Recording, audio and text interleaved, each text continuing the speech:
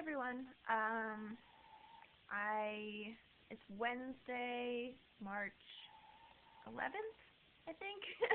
I know I said I would do an update after my doctor's appointment on Monday, so I'm finally getting around to it now. I've had a really awful last couple days, which maybe I'll get into later, or maybe I just don't want to. Hopefully you can see me better in this video than in my last one. I have all the lights on in my room, so I'm a little bit better lit up. So my doctor's appointment on Monday, which was with my primary care doctor, who also is the one who's treating my Lyme and basically everything right now. It was actually a really good appointment. I was taken in on time, which is really not usual for her office. Usually she's running behind. But I was taken in on time because the person who was supposed to have an appointment right before mine apparently wasn't there yet. So, and even before she asked, the doctor asked, how things were, or, whatever, we went into her office and sat down, and she said, so, I went to this roundtable conference, and I have some new ideas. And so, she went through this list of new ideas and, possibilities that we hadn't known about, hadn't thought about before, which is really nice and encouraging that, she's going to these conferences. She's not only learning about all of these things, but she's, trying to think of how the things that she's learning about might be helpful to me, and what things might be helpful to me. So, I really feel like I'm being looked after well. So there's a couple of possible ways we can go with treatment. All we're doing right now is I'm going to be starting on a couple of new supplements. There's a kind of colloidal silver that she was skeptical about colloidal silver before because, she knows how heavy metal toxicity can cause problems and everything, and she was like, well, do we really want to be putting heavy metals into, sick people? But there was people at this conference that she went to that really seemed to know a lot, I guess, and kind of were able to give her more information and explain things to her, so that she really thinks that it could be beneficial for some people. So I'm starting on that, and she gave me a sample bottle because she was given samples. So I haven't started that yet. It's hard when there's a lot of stuff all at once, but so I'm doing that. I'm waiting for a couple of other supplements to come in. There's a transfer factor that's Lyme specific, that I guess the way she explained it is that it helps your immune system to recognize the Lyme bacteria, and so then, to be able to kind of kick in better and fight against it a little better.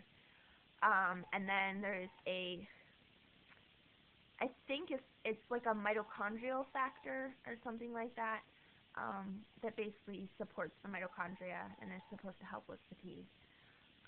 Because she thinks that at this point probably my mitochondria have been affected and, are causing some of my fatigue.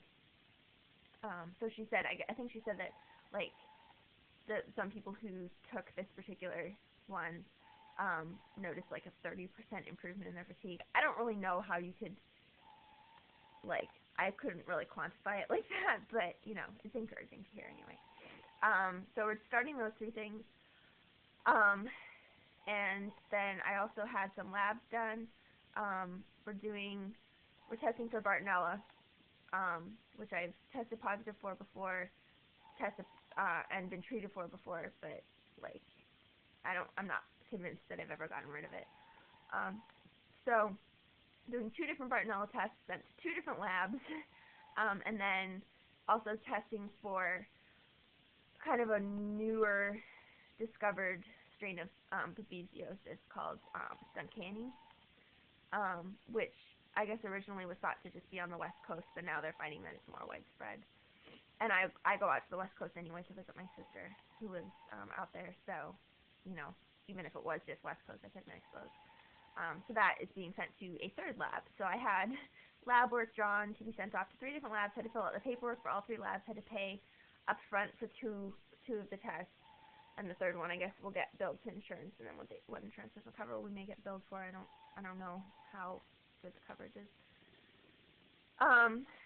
So yeah, basically we're not changing around my meds. At this point, we're just kind of sticking with what we're doing, and you know, in a month, evaluate that. You know, the couple of other options of things to do, we're definitely discussing them, and you know, we'll explore it a little more, I think, probably at my next appointment when we have those labs back and stuff. I am going to be going on a new, it's an oral antibiotic, that I believe is in the quinolone family, related to Cipro and Levaquin, and I'm going to be on it. I'm going on it for like a week, and then off of it for like a couple of months, I guess, and then might repeat it for another week. So that's new. But I just finished up my week of Flagyl, so I have to wait probably like a week or two before I do that, just so that it's like not too much all at once. I'm still on the 300 milligrams of doxy. Haven't gone up to 400 yet. I'm kind of waiting for a new shipment of that to come in before I up it. So that's it as far as new things. I'm feeling, well, aside from the like stressful week that I've had, because it's just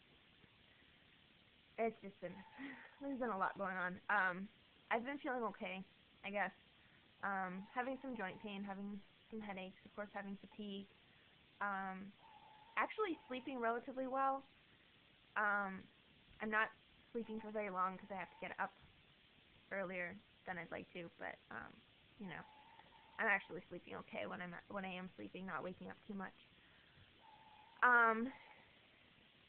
And you know, just kind of managing. My air hunger has been really bad, which really, like, I'm highly suspicious of whether the babesia is still an issue, even though I was treated pretty thoroughly this summer. I was treated for like 4 months, which, you know, that might not have gotten rid of it, especially if I have the Duncan experience. So that's it as far as like medical stuff goes. The rest of the stuff is like, there's been issues with my car. It broke down, and then trying to get it fixed, and while it was in the shop, having to take the bus to work, and then it not being ready when it was supposed to be ready, and costing more than it was supposed to cost, and just like the garage not being good. And so yesterday I had my theater class. I had to teach theater in the afternoon, and so my dad had to drive up to my apartment, or to pick me up basically from work, to drive me down to that, and it's like an hour each way.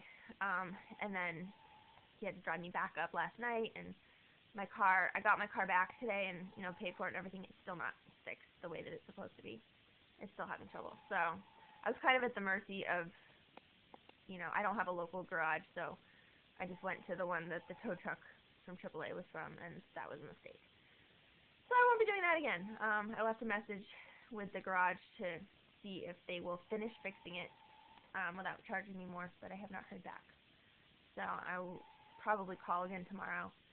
And then if that doesn't get anywhere, then I'll just take it to my regular garage back at home.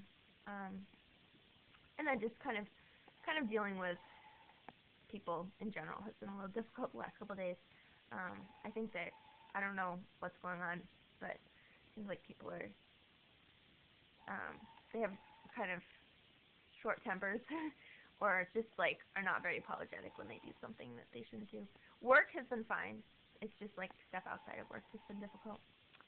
So that's kind of life right now. No, nothing big really coming up too soon, but I'll try to do an update like next week or something if something comes up. So talk to you later. Bye.